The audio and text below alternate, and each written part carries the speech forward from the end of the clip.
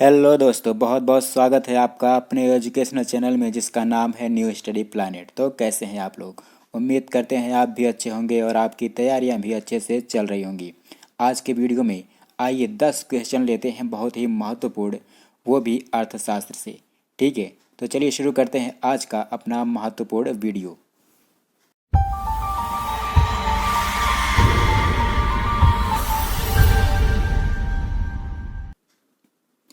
आज का हमारा पहला प्रश्न है, सामान्य पदार्थ या श्रेष्ठ पदार्थ के लिए आय प्रभाव हमेशा कैसा होता है? विकल्प हैं शून्य, ऋणात्मक, धनात्मक या फिर उपरोक्त सभी। कौन सा उत्तर सही हो जाएगा? यहाँ पे जो सही उत्तर हो जाएगा विकल्प सी हो जाएगा, धनात्मक। ठीक है, यदि कोई उपभोक्ता आय बढ़ने पर किसी वस्तु की अधिक मात्रा खरीदता है या क्रय करता है तो वह वस्तु उपभोक्ता की दृष्टि से सामान्य कही जाएगी। अर्थात सामान्य वस्तु के संबंध में आयजन्य आय प्रभाव जो होता है वो धनात्मक होता है।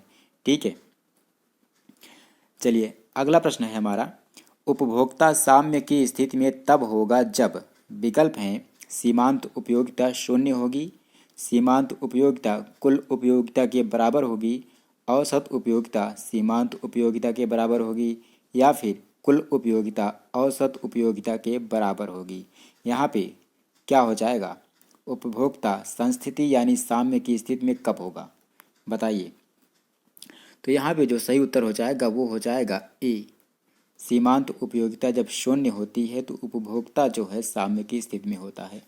आपने पढ़ा होगा कि जब एक उपभोक्ता वस्तु की अधिकाधिक इकाइयों का उपभोग करता है तो वह उस वस्तु के लिए उसकी आवश्यकता की जो तीव्रता होती है वो घटती जाती है और अंत में एक ऐसी स्थिति पहुंच जाती है जिस पर वह उपभोक्ता उस वस्तु की कोई भी इकाई स्वीकार करने को तैयार नहीं होता।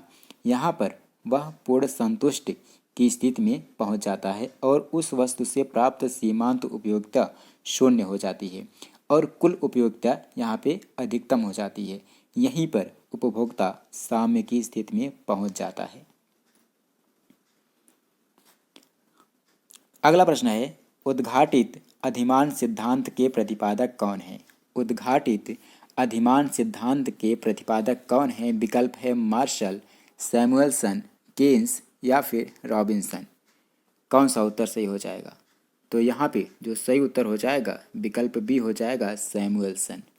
व्यक्त अधिमान दृष्टिकोण या फिर उद्घाटित अधिमान सिद्धांत का प्रतिपादन किसने किया है? पॉल सैमुअलसन ने। कब किया? 1948 में किया था। आपको बता दें कि पॉल सैमुअलसन को नोबेल पुरस्कार भी प्राप्त हो चुका है। अगला प्रश्न है, जब सीमांत उपयोगिता शून्य होगी तो कुल उपयोगिता क्या होगी? न्यूनतम होगी, अधिकतम होगी, शून्य होगी या फिर स्थिर रहेगी? कौन सा विकल्प सही हो जाएगा? तो यहाँ पे जो सही विकल्प हो जाएगा विकल्प बी हो जाएगा, अधिकतम होगी। जब सीमांत उपयोगिता शून्य होती है तो कुल उपयोगिता अधिकतम होती है, इस बात को आप याद रखिए। अगला क्वेश्चन है, उदासीनता वक्र विश्लेषण नई बोतल में रखी पुरानी शराब है, ये कथन किसका है या फिर ये कथन किसने कहा है? मार्शल ने, हिक्स ने, रॉबर्टसन ने या फिर सैमुअलसन ने? किसने कहा है? ये कहा है विकल्प नंबर सी, रॉबर्टसन ने। रॉबर्टसन ने कहा है कि उदासीनता वक्र विश्लेषण नई बोतल में रखी पुरानी शराब है। ठीक है, अगला क्वेश्चन है, किस अर्थव्यवस्था में उपभोक्ता को सम्राट कहा जाता है? गांधीवादी अर्थव्यवस्था में, समाजवादी अर्थव्यवस्था में, पूंजीवादी अर्थव्यवस्था में या फिर मिश्रित अर्थव्यवस्था में? कौन सा उत्तर सही होगा? तो यहाँ पे जो सही उत्तर हो जाएगा विकल्प सी हो जाएगा, पूंजीवादी अर्थव्यवस्था में।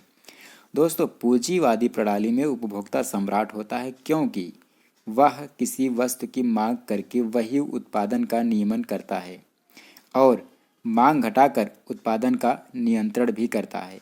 प्रतियोगिता के कारण उपभोक्ता को सस्ती, सुंदर और पर्याप्त वस्तुएं उपभोग हेतु पूंजीवाद में आसानी से उपलब्ध होती हैं। नेक्स्ट क्वेश्चन है, मांग की अवधारणा या मांग की धारणा में निम्नलिखित में से किसका महत्व है? स्थान का, समय का, कीमत का या फिर उपरोक्त सभी का? तो यहाँ पे मांग की धारणा में स्थान का भी महत्व होता है, समय का भी महत्व होता है और कीमत का भी महत्व होता है। तो कौन सा विकल्प सही हो जाएगा? विकल्प सही हो जाएगा डी, उपरोक्त सभी। ठीक है दोस्तों, किसी दिए गए समय में दिए गए मूल्य पर बाजार में किसी वस्तु की जो विभिन्न मात्राएं क्रय करता है कौन? उपभोक्ता। तो उसे उस वस्तु की मांग कहते हैं। मार्शल प्रथम अर्थशास्त्री थे जिन्होंने यह मत प्रकट किया कि मूल्य निर्धारण की क्रिया में मांग और पूर्ति दोनों ही महत्वपूर्ण होते हैं। अगला क्वेश्चन है, उत्पत्ति ह्रास नियम उस स्थिति का नाम है जिसमें विकल्प हैं सीमांत उत्पादन घटता है, औसत उत्पादन घटता है, कुल उत्पादन घटता है या फिर सीमांत और औसत दोनों घटते हैं। मतलब कि सीमांत और औसत उत्पादन दोनों घटते हैं किंतु दोनों धनात्मक रहते हैं। ठीक है, तो यहाँ पे कौन सा विकल्प सही हो जाएगा? यहाँ पे जो विकल्प सही होगा विकल्प डी हो जाएगा। सीमांत और औसत उत्पादन दोनों घटते हैं किंतु धनात्मक होते हैं। किस में? उत्पत्ति ह्रास नियम में। ठीक है, चलिए अब अपना नेक्स्ट क्वेश्चन लेते हैं।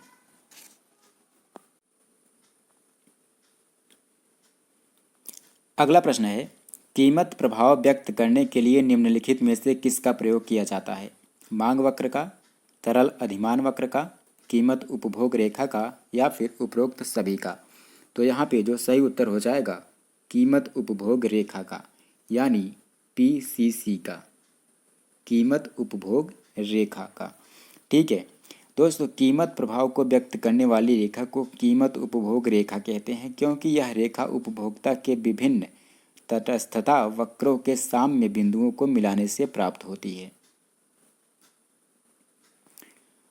अगला और आखिरी प्रश्न है, दो पूर्ण स्थानापन्न वस्तुओं की आड़ी लोच क्या होगी? बहुत ऊंची, बहुत कम, शून्य या फिर अनंत? तो यहाँ पे जो सही उत्तर हो जाएगा विकल्प डी हो जाएगा, अनंत। ठीक है, तो इस वीडियो में फिलहाल इतना ही। अगले वीडियो में एक नए टॉपिक के साथ आपसे मिलेंगे, तब तक के लिए नमस्कार। और हाँ, अगर आप हमारे वीडियो पर नए हैं तो चैनल को सब्सक्राइब जरूर कर लें।